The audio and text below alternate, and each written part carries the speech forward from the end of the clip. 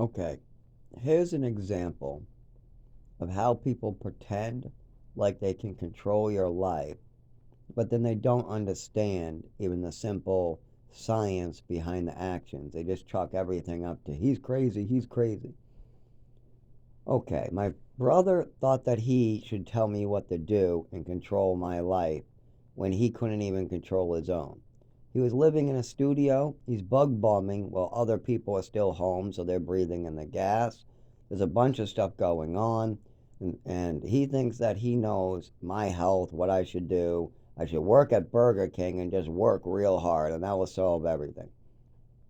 I've worked lots of hours way before I met my brother at that time. I was working removing rocks from basements. I worked full time jobs.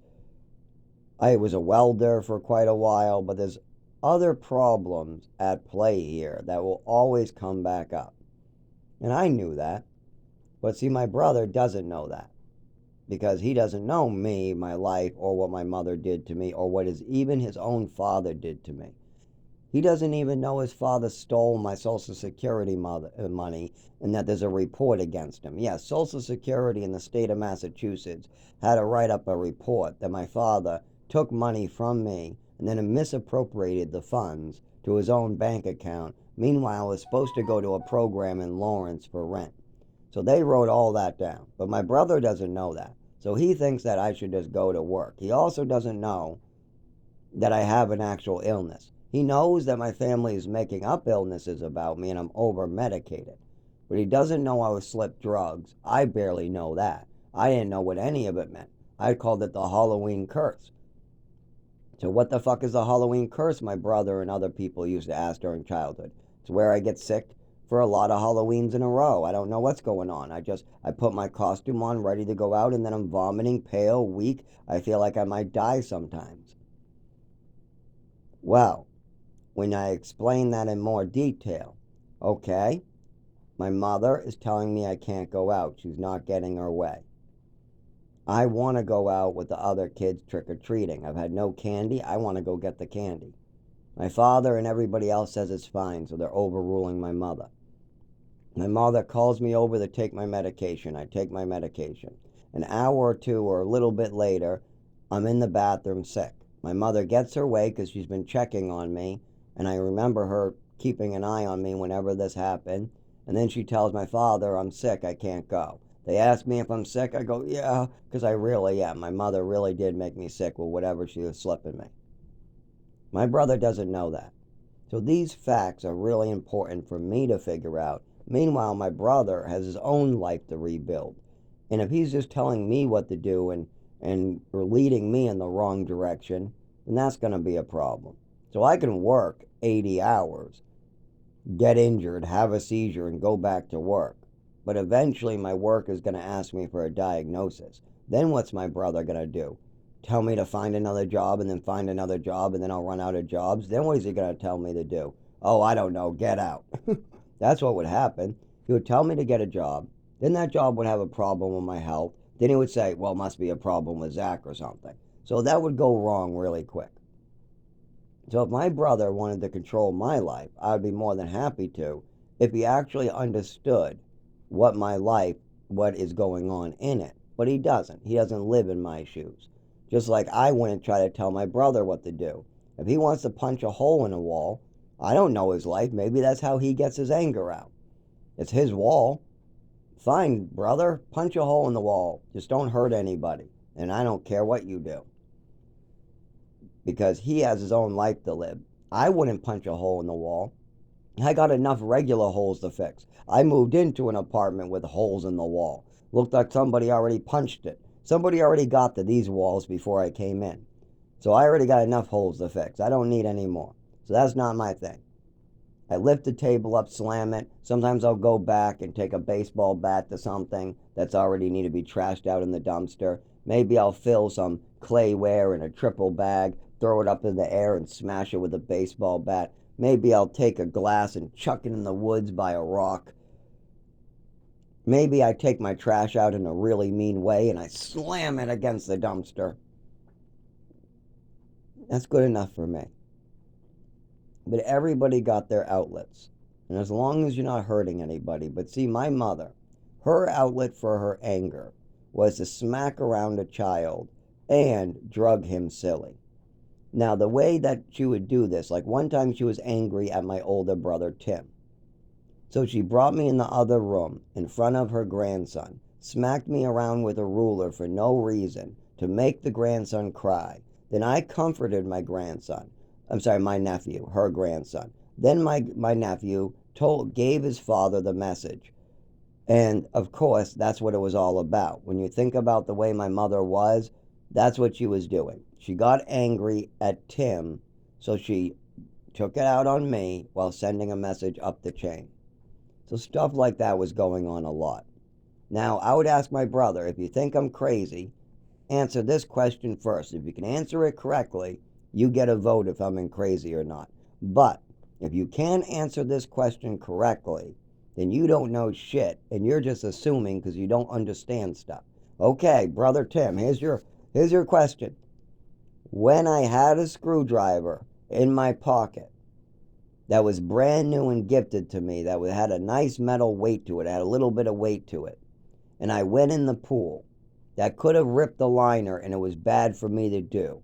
But why did I want to hold on to metal objects like screwdrivers, Zippos, heavy metal washers? I really liked silver dollars or heavy coins, but I gave all those to my father because I bought a pack of cigarettes with his when the nicotine addiction was bad.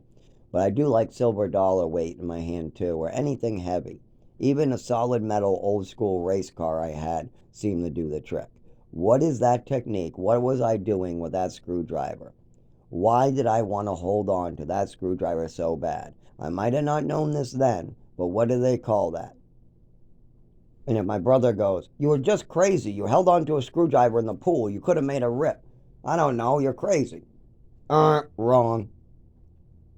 It's called grounding techniques. And the therapist that my father was bringing me to, and all these other assholes in these hospitals that were slamming me on the ground and drugging me, it was the only thing I could do was learn. I would listen to the teachers, I would listen to the classes, and then I'd pass that on to people who need it, as well as I've learned them myself.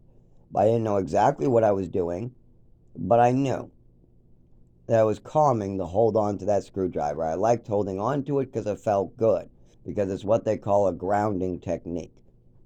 It makes you calm and collected. It's the same reason why people on the street used to play with a silver dollar. You ever seen the old movies where there's a guy with a nice hat? Maybe they have a cowboy hat, and they're up against a wall playing with a silver dollar between their fingers. Then they just hold it in their hand. Then they play with it some more. Or you know the people who click their lighters up and down, but then they hold their lighter in their hand. Then they click it back open. Then they click it back down. Not only is it a sensory thing, it's grounding. They have a lot of grounding devices, as well as they have a lot of clicking and sensory devices. But one thing that's in common is metal weight. Weight and metal grounds you. And then you want something to fidget with on top of it. So they got fidget toys. That helps keep you calm because you can fidget. But then they also got grounding toys, which are just a heavy marble. Like just a big heavy metal ball would be enough. It's just a metal ball or a metal object that you hold on to that's kind of heavy. And they call that grounding. And then when you use and add a device to that, like a heavy object with a clicker, now you have what they call a fidget toy with a grounding device weight.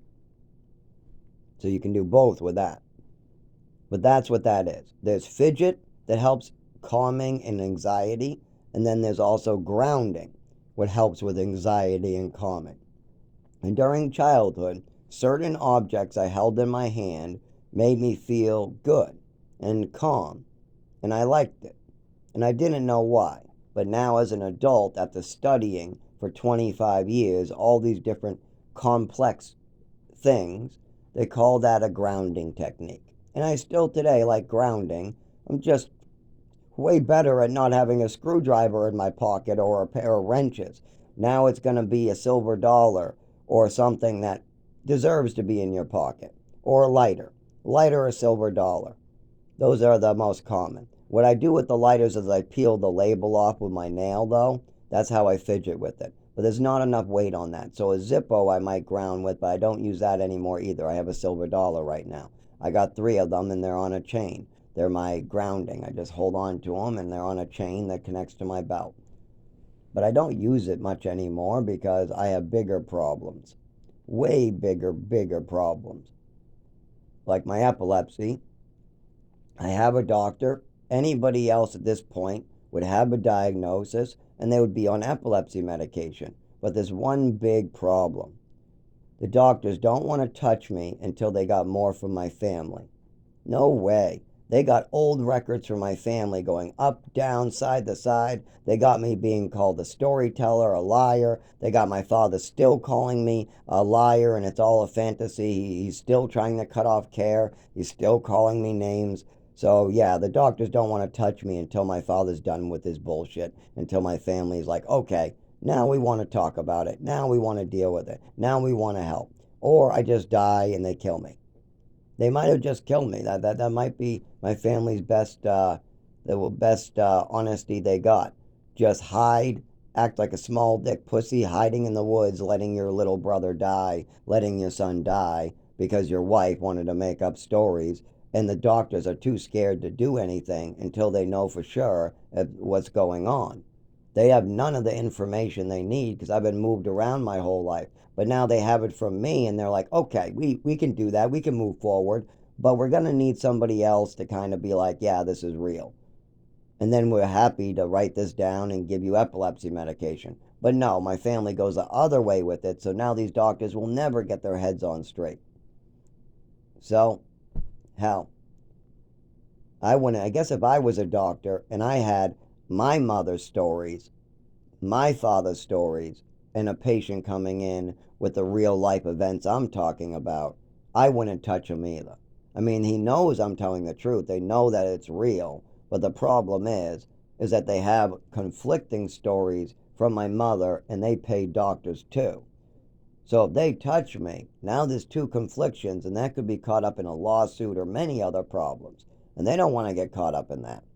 So it's very hard to find a doctor that will work on it while my father and family are doing this. But if my family actually stopped trying to actively make things worse for me, then we can move forward. So they already did these things, and these things are still in motion. But they're the ones that can hit the off button. So they might be like, we haven't talked to Zach in years. We're not responsible for shit. No, these decisions were made, and they became permanent in my 20s. Now I'm in my 30s, and I'm trying to get better, but I can't because you put this in motion. You created a machine that destroys doctors. You put it on paper permanently. So somebody has to go in there and take this away. Until you do that, I can't take it away. It was meant to hurt me. It was meant to make sure I can't ask for any help. It was meant to make sure I can't fix this. But if somebody else joins me, then it can be fixed. My mother made it so I can't tell the truth at the doctors without them thinking it's a story. And that's exactly what it is. I'll tell them, this is what happened to me, and the doctors will be like, well, it sounds real, but your father calls it a story, and we have 15 years of you being called a storyteller, and we got check mark here, and this doctor checked off on your mother's story here, and how about all these medications? I mean, you've been on every medication in the book. If you don't have anything wrong with you, then why were you on all those medications? Because my mother kept on pushing for them. Look at my medication list on Texas. There's almost nothing. Then all of a sudden it gets big again. Look at that. When I was in the orphanage, 1 pill. Then I met this mother, 1,000,000 pills. Then I go to Texas, almost no pills. Then I go to New Mexico, almost no pills. But I'm still getting sick. I'm still scared shitless. I still have anxiety. I still have my mother driving me bonkers. I still have a black man choking me out. But then my father wants to sue these people, get money, and is he going to get me an education, get me a doctor that actually is going to help with my legs moving and my arms? No, no. He's going to go and buy and sell houses while vacationing at the cost of my education. And all that money he won, it's not going to go into me. It's going to go into buying and selling these houses he wants. But that's okay because he's going to make it up to me. It's not like he's going to drug me on psych drugs again. I mean, none of the other doctors found that necessary. So it's not like they're going to jump back to, oh, yep, that's exactly what my mother's going to do. She's going to start making up stories at doctors. She's going to start drugging me. And as she gets more and more of this paperwork, it's going to be like a snowball going downhill. And still, now I'm 32 years old, and boy, is that snowball killing me. I'd like somebody to please handle their shit already. I didn't make this woman do this, and I was underage when she did this. When she started doing this, I was underage. Now I'm an adult and I'm speaking up, but the doctors say they need a lot more than just me speaking up. If the woman's dead, and my father's 89, and my brother and sister never said anything on the record, and my nephew was hurt by it, but he never complained on the record either. So all they have is me complaining that I'm getting sick and I have all these injuries. We got him getting head injuries. We got him having seizures. We have him having problems moving his legs for years and years and years and years. But the mother, we got her with all this other stuff up and down inside the side. Storyteller from this mother signs off, and this mother signed it off, and she went over here to this doctor and signed it off. So we don't know what to do with this kid. Move him to another doctor. Okay, 3 years go by. Move him to another doctor. Another 3 years go by. You know, if we had more medical history on you, we could give you that epilepsy medicine and that diagnosis. We just haven't seen enough seizures in person to do anything yet. But we know it's real. We know we definitely know this is real. We can see the injuries. We can see you shake ourselves. We see it every time you come in, that even when you're sitting still, do you know you shake a little bit anyways? No, I didn't know it was that visible. I thought that was too subtle to see. No, no, no. When you walk, we can see it. When you move, we can see it. So can everybody else. Oh. But the problem isn't that we can't see it. The problem isn't that you're not having seizures. We have plenty of seizures. The problem is we have no medical history, and we have a bunch of humble mumble from your mother and father. A bunch of lies and stories that got signed off on. I go, oh, well, how do I clear that out? Well, you talk to your father.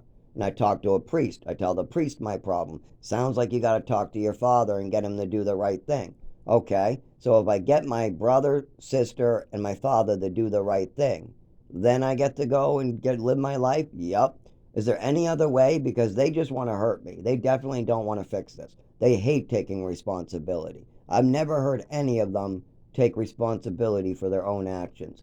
If I was drinking and driving, I just say I was drinking and driving. If I stole a shirt because a gang member gave me a Xanax, I say I stole a shirt because a gang member gave me a Xanax and I wait in prison. I've never called my father for anything to bail me out unless I had nothing to do with it. Like one time, I needed some money for Lawrence because I was working. That's it. I was working, I went out for a break, and the police arrested me for trespassing and possession of a dangerous weapon. What was just the knife that the store gave me. It was bigger than a box cutter, I would say. But it's just the knife that the store I was working at had me opening up boxes. And I was in front of the store. So I had full permission to be there. But I'm working under the table too, so that might have been a little bit of a problem. But either way, they fed me. They gave me what I needed. It wasn't like they paid me cash, even though sometimes they did want to give me cash and I did take it, but it wasn't part of the pay. It was like Christmas type stuff, like here you go, here's a bonus. But they paid me in food, cigarettes, anything I wanted. I even got a better upgrade selling their K2 for them, what I feel bad about. But I was arrested because I was in the wrong place at the wrong time. Apparently, some heroin dealers sell in the back of that building, so that's probably what it had to do with, is these Spanish people from Puerto Rico selling the drugs in that corner. But I really don't know why I had to be arrested that day. There must have been a phone call, because they don't just arrest people for trespassing that are eating bags of chip in front. No, no way. That was probably, oh, do you know what? The police know that there's a drug dealer selling there, and they never arrest him. So they probably wanted the area cleared so that the heroin could be sold on that corner. Because the police in Lawrence know that there's certain people that sell coke and heroin on that corner, and they allow it. Probably as undercovers to catch the big drug dealers, I'm guessing, but I don't know why. But the police officers literally know that heroin is sold at the right on the side of that Smoke Valley, and they allowed it for like the 3 years I know I've been going to Smoke Valley. There's always the heroin dealer, and the police have never arrested them. They never bear. It's always shit. So when I came out of my work to eat a bag of chips in the front, and I sat there for a second, just eating my bag of chips to go back in because I had some more boxes to open. The police probably wanted me out of there so the drug dealer could get back on his corner or something like that. So they arrested me for trespassing, possession of a dangerous weapon. They put me in a jail cell. I waited it out. Then I tried to pay it myself. And then I borrowed money off my father. But this is the problem. I don't want to borrow money. I just rather just do my time. But there's other people who did rely on me that were trying to pay it as well at the time, and his name was Raymond Christian III. And he was making the payments, and I didn't want his payments to go bad either. So I already got payments for somebody else I'm working for. It's not like Raymond Christian III was paying me out of nothing. No, I spent at least 8 hours stopping by twice to 3 times a week, unclogging his toilet, cleaning up disgusting oil in the shower. Just one thing after another. He had terrible habits. His workers used to get me to clean up his place for him and help with we need him to do this and we need him to go here. I used to have to work with his management, and I did this for free afterwards too. So I was doing this for free multiple years in a row, and that's why he wanted to pay that. It's because I've been giving him free labor for so long. There was 5 individuals I gave free labor to, and it was probably about 8 hours apiece. Each one probably got 8 hours of me every single day, or a piece. I would each place I would stop and at least 8 hours at one every day. So maybe 8 hours at Raymond's and 8 hours at Chris's and 8 hours at David's, stuff like that. And sometimes they would ask me to stay there, even though I wouldn't want to. I have the shelter only for short stays because once when they see my disability, unless my father takes responsibility and works with me on this, I'm not allowed to stay anymore because my disability can't be established by a doctor until something is done. Now, they might say otherwise because that doesn't make too much sense until you understand what the doctors have to work with. They have stories about me being a storyteller, a liar, mentally ill, homicidal, suicidal. I'm going around burning houses down. I'm out there doing all this crazy stuff. I'm living in the woods by choice, even though there's a perfectly good shelter. He says that he can't live in the shelter, but every time we do let him live in the shelter, he just gets thrown out for not moving his legs or having a fall in the shower. That sounds like he's playing a game to me. That's what his father says. Then he has a fall on the side of the road with no drugs in his system, but then we find him on the side of the road with drugs in his system, so we don't know what the fuck is going on, but his mother and father say it's a mental illness game, so let's just let him keep falling. Maybe he'll be sick of falling and bleeding after a while. Well, now he is crawling out of the woods. What the fuck's going on there? Let's send him on an ambulance, but he's sober. He has no drugs in his system. He says that's why he is crawling. He says if he drank alcohol, he could have walked out of the woods. That can't be true. He must just be a crazy alcoholic. Send him back out. Send him back out. He falls again. Okay, you're sober still, but you're still not walking. It must be a game. Get the fuck out of here. Then he drinks and now he's walking. See, he's walking just fine now. See, he was lying the whole time. He's drunk as a skunk, but he's walking fine now. Yes, because Ativan, diazepam, triliptal, pregabalin, gabapentin, all these drugs, including diazepams, that would be in alcohol, all work for epilepsy, certain types of epilepsy, and neurological disorders. That's why they asked me about that, because certain neurological disorders get worse when you drink, while other ones get better when you drink. But it depends on if you're talking about in general, because if you drink every day, you're going to get worse, no matter what you do. But I'm talking about the drug itself, like Ativan. Ativan helps my form of epilepsy. Alcohol can work as a temporary treatment. It does make it better at the right dosage, but then it makes it worse when it wears off. But I'll never, ever get the proper treatment from a doctor as things stand right now. But that could take a 160 if my family would just take responsibility for the bullshit they put me through. What did I put them through? Nothing. I missed out on my education. I went along with them. Did I ever cost them a fucking time? And did it? No. When it was time to go to Maine, when they put me in New Mexico and they wanted to go to Maine, I went to Maine. I missed out on my education. That was it. It's not like I got to go to school anyways. It's not like if I wanted to go to the doctor or if I wanted to talk about the overdose at age 7, that I was just allowed to go and figure out what happened to me at age 7. My mother would tell me, that's it. No, you don't need to talk about it. Doesn't matter. And that was it. If we were going to Maine and they was going to homeschool me, that was it. It didn't matter if I wanted to go to a real school. I could cry in Algonquin, Maine, I want to go to a real school today. I want to go to a real school today. Doesn't matter. My mother's going to homeschool me at the table. That is just what it was. My life was the one affected by their choices. They try to act like somehow I am affecting their life in some bad way. You chose to adopt a child. I was easy compared to other kids. No, he wasn't. He was a big cost. He was all, really? What car did I crash? Oh, he never got a car. Well, that seems like a big money saver. Okay.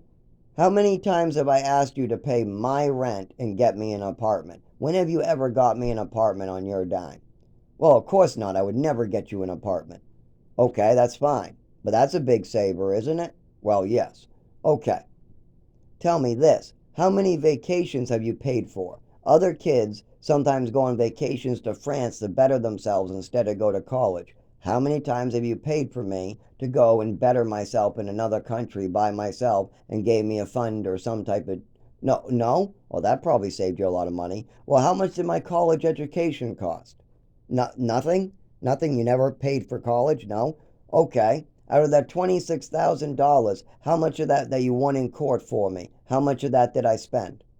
None of it? You kept it? Oh, okay. So you didn't put it in a bank account and hand it over to me at 18?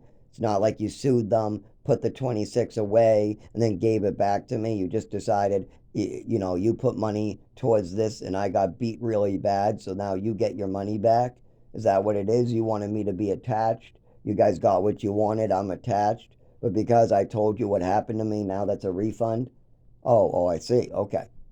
Well, how much of that Social Security went to my rent? I mean, did I blow my rent money at Highfields? When I was at Highfields and I was supposed to be paying $600 of rent out of my Social Security, what did I do with my Social Security? Did I blow it on cigarettes? Did I go out and spend it on vacations? And did I try to buy myself a house? Like, why did Highfields have a problem with me with that $600 in rent? What was going on there? Why did they have a talk with me about how other kids have to pay $600 in rent? What was that about? Oh, that's right.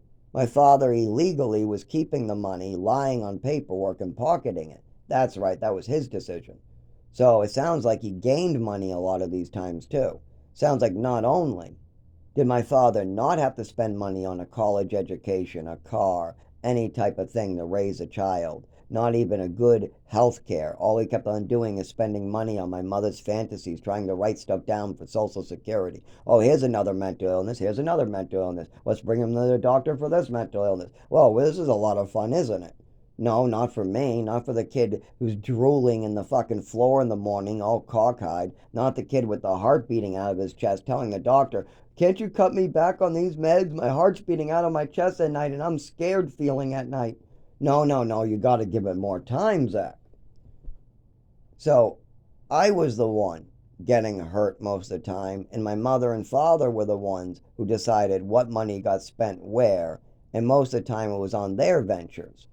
It wasn't like I wanted all these drugs and I wanted to see Dr. Rosenblum or whatever. No, my mother really wanted these psychiatrists. She really loved telling her stories. She really loved blowing things out of proportions like my swimming medals.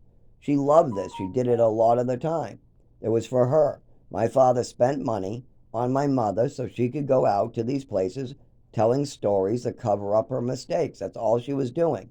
And then I would sit there and be like, she's lying about me, she's lying about me. And then the doctor would be like, can't you just let that go? But these stories, they're going to cause me to get medicated. So, is it so bad to take medication? Yeah, but medication you don't need? Like, what the fuck is going on here?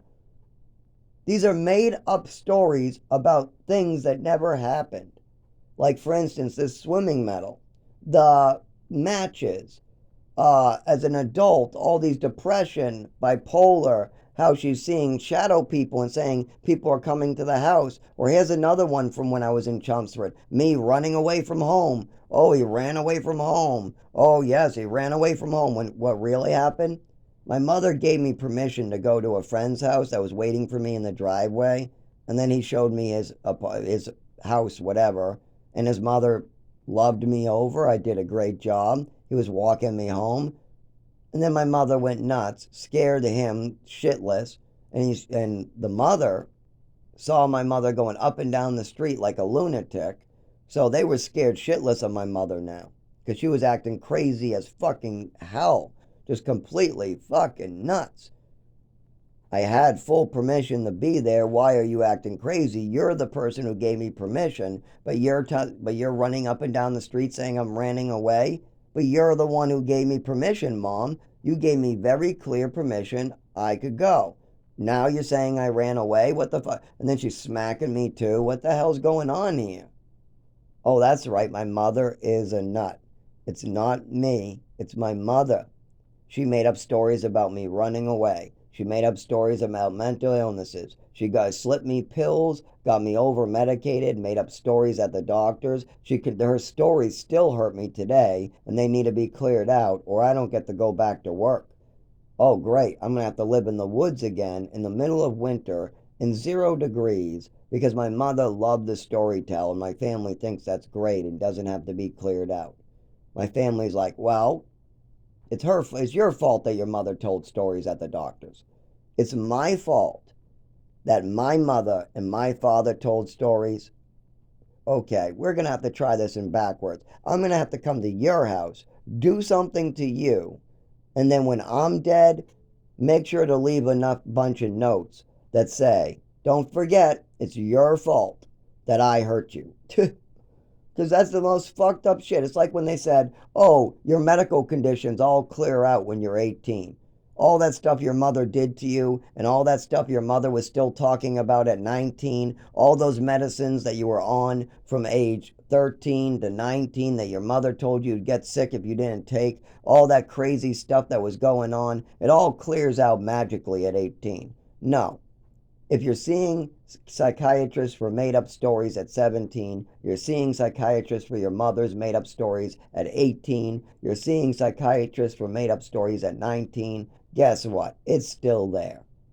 There is no, oh, this magic wand waves over you. I think what they're thinking about is probably arrest records. Juvenile arrest records do clear out, but they are still on a closed file. If you get another charge, like if you charged your son with false crimes, and then you said, well, that gets expunged at 18, so it's okay that I charged you with a fake crime when you were underage. That's bullshit, because that crime that you charged your underage son with is still in a closed file. And when your son commits another crime, they'll reopen it. So what happens when your son is accused of a crime he didn't commit and they open that file? What's going to happen to him? Will that file be used against him? Absolutely. So yes, it still fucking matters. It still fucking matters. Because it doesn't just work like a magic fucking wand. You can try to pretend that to justify murder if you want. You can justify your fucking actions in your head a million different ways. But unless you justify it with the person you're hurting and they agree it's okay, then it's not okay. So if my father comes to me with one of these justifications and I give, oh, sure, you're justified, then you know he's justified. But if you think you're justified and the person is still suffering because of the choices you made and it's easily fixed like a light switch, then you're fucking wrong. You're not justified. If somebody else has to suffer on the cross, if somebody else has to suffer on the ground, if somebody else has to suffer in the woods because of something you did, they're not allowed to use a shelter, go to work because of a nice little loophole in the system that your wife utilized to kill your son. And it can be easily fixed by telling the truth. Just tell the truth with your son. Call him, get what the truth is, work it out, figure out what the fuck he's talking about, and then make sure the doctors know the truth so that way you can get this done. Don't let your son die because you're a selfish asshole with a small dick who can't take responsibility. That's fucked up. Having other people die for you because you told a story at the doctor's office too many times, that's fucked up.